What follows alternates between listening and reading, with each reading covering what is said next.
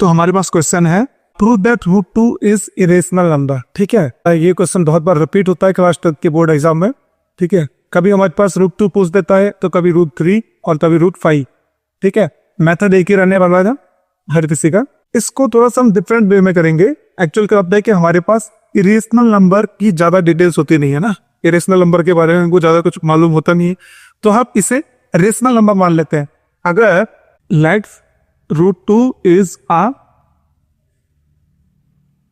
Rational number, ठीक है, अगर रूट 2 रेशनल नंबर हुआ, इसको हम सॉल्व करते हैं और देखेंगे अगर रूट 2 की वैल्यू रेशनल नंबर आती है तो ये रेशनल नंबर हुआ, और अगर रेशनल नंबर नहीं आई तो इसका मतलब ये एक इरेशनल नंबर होगा।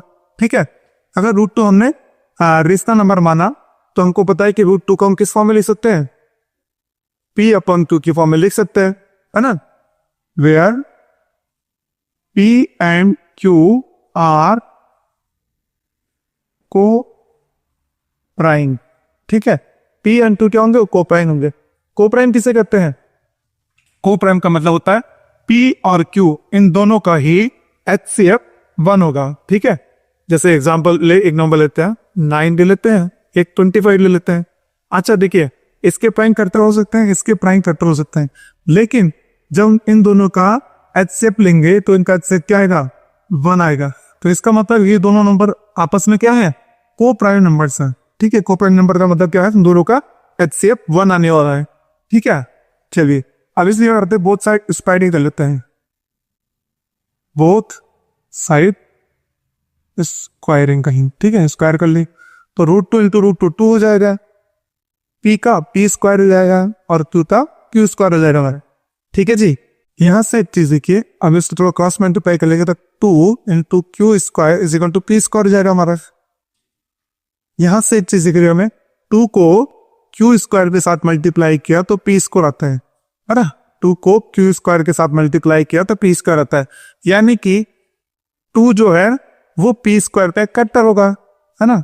तो यहां से हम लिख सकते हैं q square is equal to p square upon 2, 2 को इधर अपॉन मिलेगा, तो यहां से हम लिख सकते हैं p square is divisible by 2 then p also divisible by 2। ये हमारे पास एक थ्योरम है ना, कि अगर p square is divisible by 2 then p also divisible by 2। अच्छा यहां से देखिए, p जो है डिविजिबल है 2 से, तो इसका मतलब p 2 से डिविजिबल है तो कुछ तो वैल्यू आएगी इसकी, वो वैल्यू हमने मान ली a है, तो इसको तो यहां से सॉल्व करेंगे ऐसे आएगा p is equal to 2a। और अब इस 2a को हम इक्वेशन फर्स्ट में रख सकते हैं, इक्वेशन फर्स्ट में रख दिया तो यहां से हमारा q square is equal to आ जाएगी 2 इनका बोल स्क्वायर अपॉन 2, तो क्यू स्क्वायर हमारा कितना देगा, ये 4a स्क्वायर अपॉन 2। ठीक है, यहां से कटेगा तो Q square is equal to देगा हमारा 2a स्क्वायर। सिमिलरली देखिए, जो हमारा यहां था वही चीज कि यहां से हमें दिख रहा है कि 2 का कोई फैक्टर, 2 को किसी से मल्टीप्लाई किया, कुछ नंबर से मल्टीप्लाई किया, तुम्हारा क्यू स्क्वायर आ गया। इसको हम लिख सकते हैं यहां से Q square upon 2 is equal to A square. ठीक है, Q square upon 2 is equal to A square, यानी कि यहां से हमें दिख रहा है Q square is divisible by 2 then Q also divisible by 2 होगा, है ना।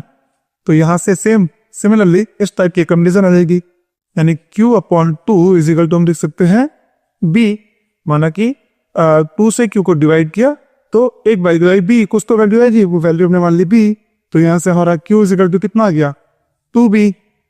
ठीक है, अच्छा अब एक चीज देखो, p का एक फैक्टर 2 है ना, p के 2 फैक्टर है, एक 2 है एक p है, ऐसे q के 2 फैक्टर आ रहे हैं, एक 2 और एक b, है ना। तो यहां से हम बोल सकते हैं it is clear that p and q have a common factor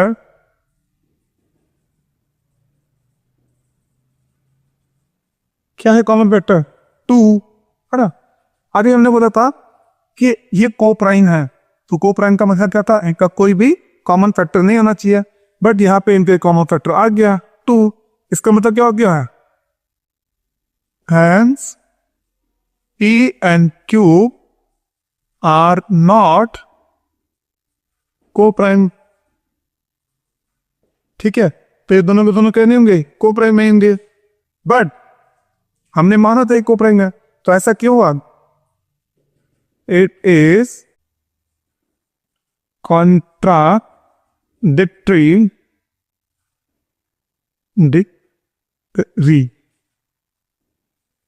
it is contradictory due to our wrong assumption. Hence, √2 is a